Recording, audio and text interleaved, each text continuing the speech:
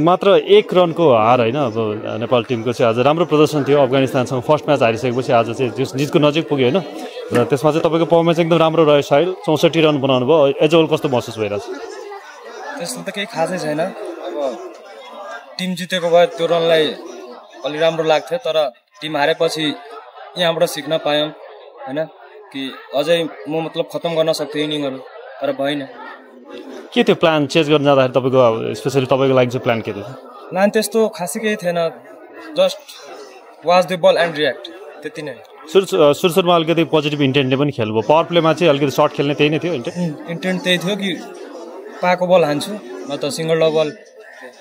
अब तपाईँ चाहिँ लगातार बसिरहनु भएको थियो तर अर्को इन्डमा विकेट गइ नै राख्यो होइन तर लास्ट लेटली चाहिँ अब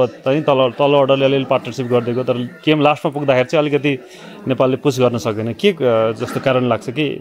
थोरैले हामी चुक्नु पुग्यो त्यहाँ म नि खत्तम गर्न सक्थेँ त्यो गेम तर अगाडि खेल्ने बल पछाडि खेलेँ त्यही नत्र म नि त्यहाँबाट खत्तम गर्न सक्थेँ लास्टमा चाहिँ अब जस सिचुएसन त्यस्तो हुँदाखेरि चाहिँ कतिको चित्त दुख्यो अथवा 1 रनले हार्दाखेरि जितको नजिक पुगेर त्यसमा त्यो अफगानिस्तान विरुद्ध होइन चित्त दुखिरहेछ तर अब यहाँबाट पोजिटिभ साइन लिएर जाऊँ होइन मेन हाम्रो टार्गेट वर्ल्ड कप क्वालिफायर छ यहाँबाट अब सिक्यौँ कि यस्तो यस्तो म्याच खत्तम गरेर जाऊँ आज फर्स्ट इनिङ हेर्दाखेरि चाहिँ अलिकति डिफिकल्ट विकेट थियो ब्याटिङ गर्न होइन स्पिनरलाई खेल्नलाई एकदम गाह्रो भइरहेको थियो हाम्रो स्पिनर विरुद्ध उनीहरूको स्ट्रगल थियो सेकेन्ड इनिङ्समा चाहिँ त्यो स्कोर बनाउँदाखेरि चाहिँ कति ढुक्क हुनुहुन्थ्यो कि हामी चेज गर्छौँ भनेर अब मैले खेल्दा म अनि निरज लागिरहेको थियो कि चेज गर्न सक्थ्यौँ मतलब बिजली होइन तर विकेट एक साइडतिरबाट गइरहेको थियो तलमाथि बल भइरहेको थियो तर त्यहाँबाट पनि म स्टे गरिरहेको थिएँ विकेटमा कि पाएको बल खेल्छु न त सिङ्गल डबल स्ट्राइक एक साइडबाट खेलिरहन्छु सो आजको खेलपछि चाहिँ अब अस्तिको हारपछि अलिकति जस ठुलो मार्जिनको हार थियो आज चाहिँ एउटा सानो हार जित दर्ता गरिसकेको थियो कतिको टिममा कन्फिडेन्स आएको छ एउटा ठुलो टुर्नामेन्ट अगाडि चाहिँ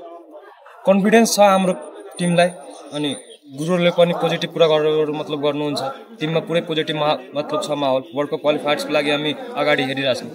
अझ कुन पार्टमा चाहिँ हामी अझ सुधार गर्नुपर्ने काम चाहिँ के पार्टमा भइरहेको छ वर्ल्ड कप क्वालिफायरको लागि चाहिँ ओभरअल सब ठिकै छ अरू ब्याटिङमा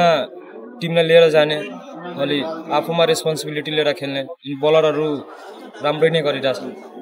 ओभरअल हुन्छ आगामी खेल थ्याङ्क यू